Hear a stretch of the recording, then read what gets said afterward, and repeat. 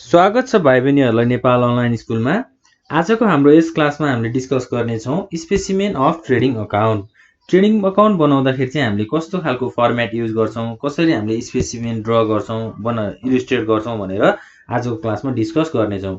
अब सुरुको क्लासमा चाहिँ हामीले के डिस्कस गऱ्यौँ त भन्दा व्हाट इज ट्रेडिङ अकाउन्ट भनेर डिस्कस गऱ्यौँ हैन।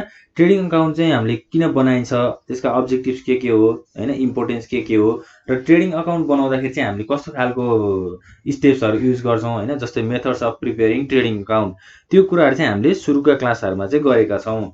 अब आज चाहिँ हामी के गर्छौँ त भन्दा ट्रेडिङ अकाउन्टको एउटा फर्मेट हेर्छौँ है त। ल ट्रेडिङ अकाउन्ट बनाउँदाखेरि चाहिँ सुरुमा हामीले के गर्नुपर्छ भनेका थियौँ त, हामीले ट्रेडिङ अकाउन्टको हेडिङ लेख्नुपर्छ। जस्तै ट्रेडिङ अकाउन्ट अफ हामीले के गर्छौँ त, अब नेम अफ कम्पनी हैन, नेम अफ कम्पनी। अब कुन कम्पनीको हामीले ट्रेडिङ अकाउन्ट बनाउन लागेको हो त्यो हामीले लेख्छौँ। त्यसपछि हाम्रो के हुन्छ त, एज अन पछि हाम्रो के हुन्छ भन्दा date on when it is prepared. हामीले नेम अफ कम्पनी लेखिसकेपछि अब डेट पनि लेख्छौँ। डेटमा चाहिँ हामीले त्यो ट्रेडिङ अकाउन्ट कहिले बनाएको हो भनेर चाहिँ डेट लेख्छौँ। त्यसपछि हाम्रो के हुन्छ भन्दा अब डेबिट र क्रेडिट साइड हुन्छ भनेका थियौँ हामीले हैन। अब हामीले एकचोटि हाम्रो फर्मेटलाई ड्र गर्छौँ। सुरुमा हामीलाई के चाहिन्छ भन्दा टेबल ड्र गरिसकेपछि हाम्रो डेबिट र क्रेडिट साइड हुन्छ। डेबिट हाम्रो लेफ्ट साइडमा हुन्छ, डेबिट, र हाम्रो राइट साइडमा चाहिँ क्रेडिट साइड हुन्छ हैन। त्यसै लगतै हाम्रो फर्स्टमा चाहिँ पार्टिकुलर्स हुन्छ, पार्टिकुलर्स, त्यसपछि अमाउन्ट,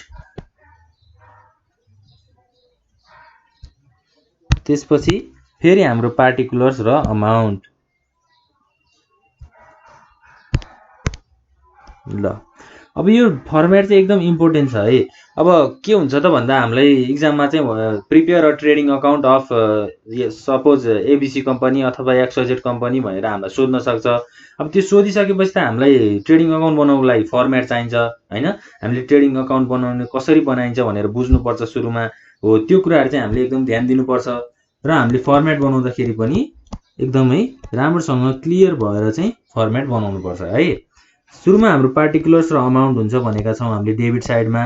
त्यसपछि फेरि हाम्रो क्रेडिट साइडमा के हुन्छ त, पार्टिकुलर्स र अमाउन्ट।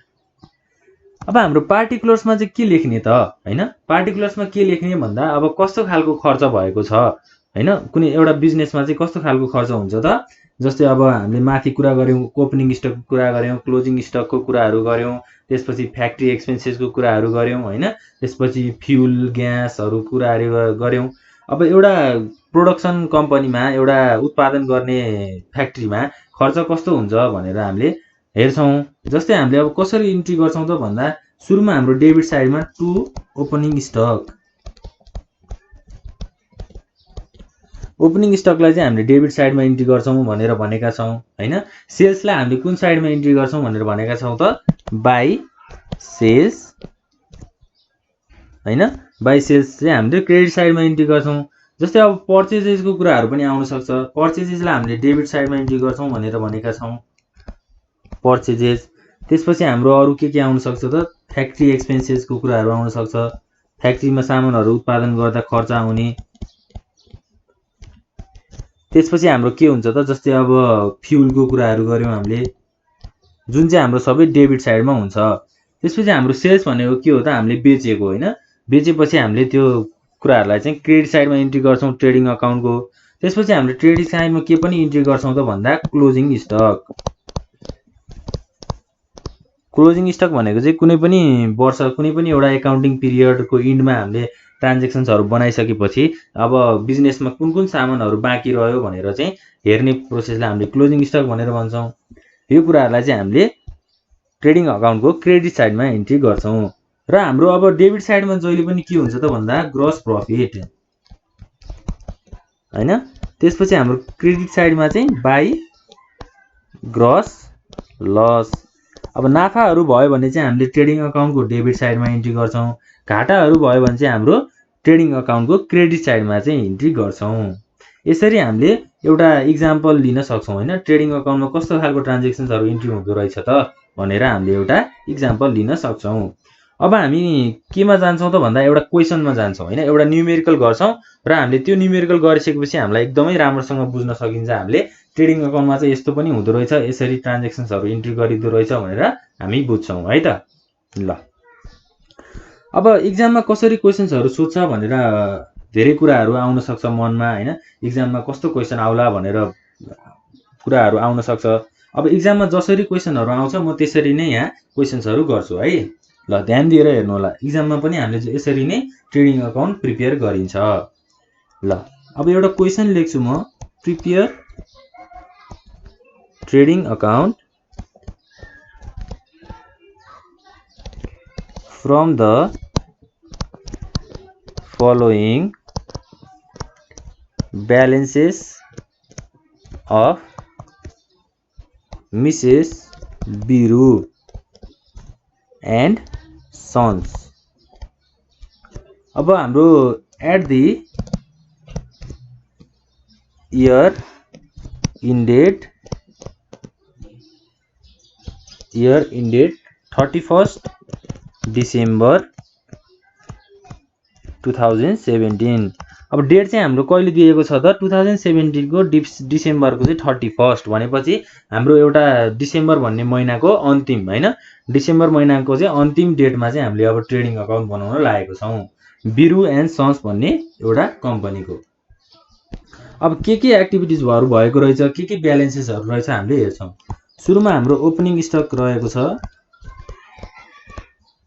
20,000, त्यसपछि हाम्रो पर्चेजेस छ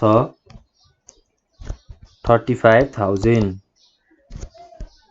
सेल्स 60,000, त्यसपछि return in 4,000, return out 1,000, wages wages हाम्रो 600, फ्राइट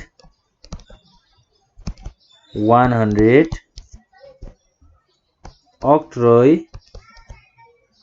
1000 र हाम्रो लास्टमा के छ त इम्पोर्ट ड्युटी। इम्पोर्ट ड्युटी चाहिँ हाम्रो कति छ त 2000। ल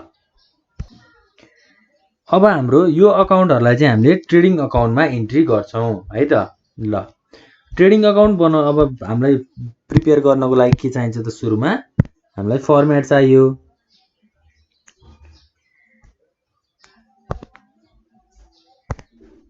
सुरुमा हामीले टेबल बनाउँछौं, त्यसपछि हाम्रो फर्स्ट के हुन्छ त पार्टिकुलर्स, त्यसपछि अमाउन्ट, त्यसपछि फेरि हाम्रो के हुन्छ त पार्टिकुलर्स र अमाउन्ट। अब हाम्रो के हुन्छ डेबिट साइड र क्रेडिट साइड हुन्छ नि हैन ट्रेडिङ अकाउन्टमा। अब हाम्रो लेफ्ट साइडमा चाहिँ डेबिट साइड हुन्छ र राइट साइडमा चाहिँ हाम्रो के हुन्छ त क्रेडिट साइड हुन्छ। हेडिङ लेख्दाखेरि हामीले अब के लेख्नु पर्यो त भन्दा trading account of Mrs Biru and sons हैन, एज अन डेट कहिले हो त हाम्रो 31st डिसेम्बर 2017, 31st डिसेम्बर 2017। 2017 को 31st डिसेम्बरमा चाहिँ बिरु एन्ड सन्स भन्ने कम्पनीले अब यो ट्रेडिङ अकाउन्ट बनाउन लागेको छ। अब हामीले के सपोज गरौँ त भन्दा हामीले अब बिरु एन्ड सन्स को चाहिँ अकाउन्ट बनाइदिन लागेको हो भनेर एउटा इमेजिन गरौँ है त। ल पार्टिकुलर्स हुन्छ हाम्रो सुरुमा, त्यसपछि अमाउन्ट लेख्नु पर्यो, त्यसपछि फेरि हाम्रो पार्टिकुलर्स र अमाउन्ट। अब हामीले अमाउन्टलाई चाहिँ यसरी लेख्नु भन्दा पनि हामीले फुल फर्ममै अमाउन्ट भनेर लेखौँ है, जहिले पनि हामीले फुलमा अमाउन्ट भनेर लेख्नु है त। यसो गर्दा चाहिँ हाम्रो इक्जाममा मार्क्सहरु नकाटिन सक्छ हैन, मार्क्सहरु चाहिँ हाम्रो फुल आउन सक्छ, धेरै भन्दा धेरै मार्क्स चाहिँ आउन सक्छ। अब सुरुमा हाम्रो ओपनिङ स्टक छ। ओपनिङ स्टकलाई हामीले के गर्छौं भनेका छौं त, हामीले डेबिट साइडमा राख्छौं भनेका छौं हैन। ओपनिङ स्टक कति रहेछ त, बिरु एन्ड सन्स कम्पनीको 20,000 लाई हामीले डेबिटमा लेख्नुपर्छ है। त्यसपछि हाम्रो के छ त, पर्चेजेस हाम्रो कति भएको छ त, हामीले बिरु एन्ड सन्सको कति भएको छ त 35,000 भएको छ। टु पर्चेजेसलाई पनि हामीले डेबिट साइडमा इन्ट्री गर्छौं। अब डेबिट साइडमा हाम्रो पर्चेज रिटर्न भएको छ कि छैन, पर्चेज भयो त हाम्रो 35,000 भएको रहेछ बिरु एन्ड सन्सबाट हैन। बिरु एन्ड सन्सले चाहिँ पर्चेज गरेको रहेछ 35,000, तर अब रिटर्न भएको छ कि छैन हैन, रिटर्न इनवार्ड भएको छ कि रिटर्न आउटवार्ड भएको छ। अब हामीले ट्रान्जेक्सन हाम्रो हेरौं हैन, रिटर्न इनवार्ड र रिटर्न आउटवार्ड भनेको छ। रिटर्न इनवार्ड हाम्रो 4,000 भनेको छ, रिटर्न आउटवार्ड चाहिँ हाम्रो 1,000 भनेको छ। भनेपछि पर्चेज गरेपछि के हुन्छ त, सामानहरु आउँछ नि, कुनै पनि सामानहरु किनेपछि पर्चेज गरेपछि आउँछ, तर आउने प्रोसेसमा चाहिँ अब हामी फिर्ता गएको छ, पर्चेज रिटर्न भएको छ, रिटर्न आउटवार्ड भएको छ भनेपछि रिटर्न आउटवार्ड 1,000 भएको छ। रिटर्न आउटवार्ड भनेको चाहिँ के हो त भन्दा, goods return by customer to the supplier. सप्लायरलाई चाहिँ कुनै कस्टमरले गुड्स रिटर्न गर्छ भने हामीले त्यसलाई के भन्छौं त, रिटर्न आउटवार्ड भनेर भन्छौं। रिटर्न आउटवार्डलाई चाहिँ हामीले जहिले पनि के गर्नुपर्छ त भन्दा, पर्चेजसँग लेस गर्नुपर्छ हैन। किनेको सामानसँग चाहिँ हामीले लेस गर्नुपर्छ, घटाउनु पर्छ। भनेपछि हामीले पर्चेजेसलाई चाहिँ हामीले यही कोलममा 35,000 भनेर लेख्छौं। त्यसपछि हामीले लेस के गर्छौं त भन्दा, रिटर्न आउटवार्ड हाम्रो 1,000 छ भनेपछि 35,000 माइनस 1,000 भनेको 34,000 हुन्छ। यसरी चाहिँ हामीले ट्रेडिङ अकाउन्टमा अकाउन्टहरुलाई इन्ट्री गर्छौं है। ल अब सेल्स छ हाम्रो, सेल्स कति भएको छ त 60,000 भएको छ भनेपछि सेल्सलाई हामीले कुन साइडमा इन्ट्री गर्नुपर्छ त, क्रेडिट साइडमा इन्ट्री गर्नुपर्छ। बाइ सेल्स कति गरेको रहेछ त, बिरु एन्ड सन्स कम्पनीले 60,000 गरेको रहेछ। अब 60,000 सेल्स गरिसकेपछि हाम्रो रिटर्न इनवार्ड भएको छ कि छैन त, रिटर्न आएको छ कि छैन, फिर्ता आएको छ कि छैन, छ। हाम्रो रिटर्न इनवार्ड कति छ त 4,000 छ। भनेपछि कुनै पनि सामान बेचेर त्यो रिटर्न आइसकेपछि हामीले त्यसलाई के गर्नु पर्यो त, बेचेको सामानबाट चाहिँ घटाउनु पर्यो। जस्तै 60,000 चाहिँ सेल्स भएको छ भने अब हामीले लेस के गर्छौं त, रिटर्न इनवार्ड कति हुन्छ त हाम्रो 4,000। 60,000 हाम्रो माथि सेल्स भएको छ हैन, 60,000 माइनस 4,000 भनेको कति हुन्छ त अब 56,000।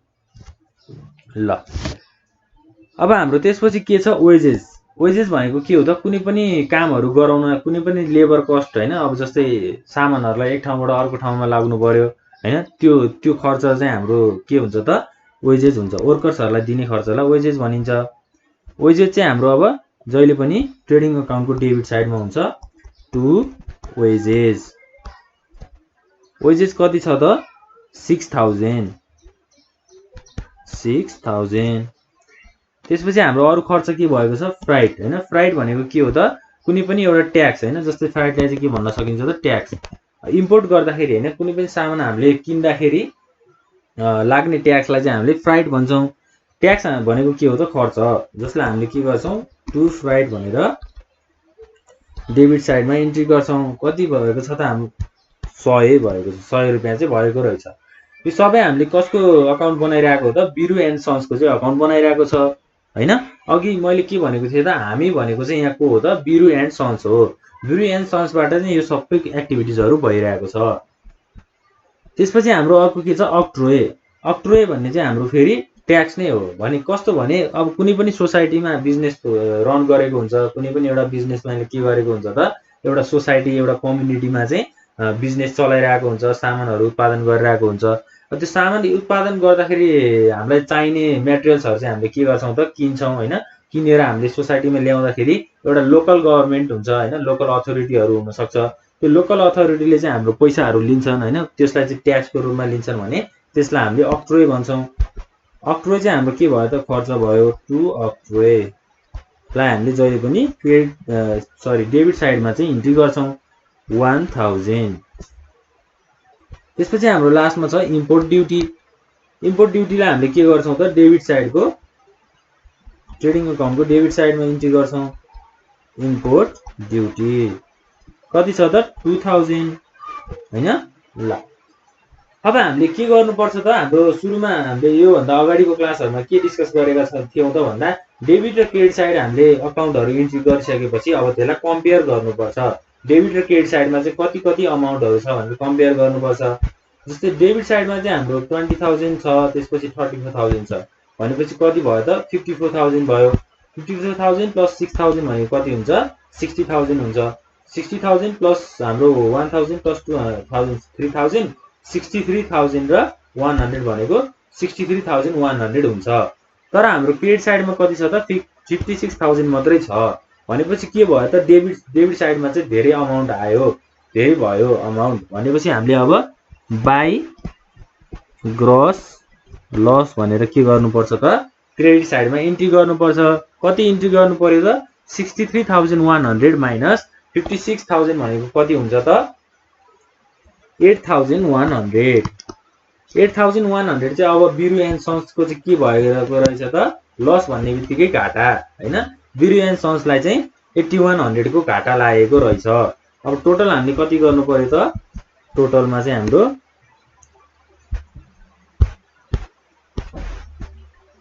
टोटल 63100 63100।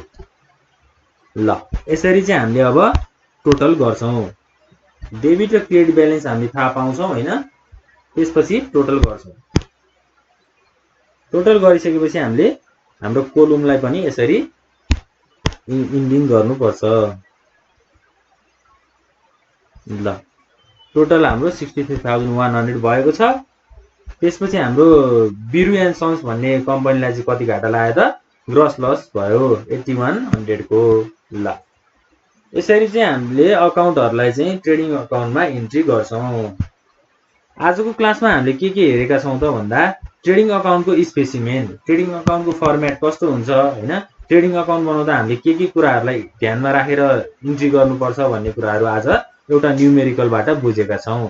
अब हाम्रो अर्को क्लासमा चाहिँ के डिस्कस गर्छौं त भन्दा जस्तै हामीलाई आज के भयो त रिटर्न इनवर्ड भन्ने के छ हैन, रिटर्न आउटवर्डको कुराहरु छ, फ्राइट अक्ट्रोय यस्तो खालको टर्म्सहरुलाई पनि हामी डिस्क्राइब गर्दै जान्छौं है त। ल आजको लागि यति नै गरौँ। यसै गरी चाहिँ अब यो क्वेशनहरुलाई प्र्याक्टिस गर्नु होला। अर्को क्लास हामी छिटै आउने छौं। आजको लागि यति। Thank you.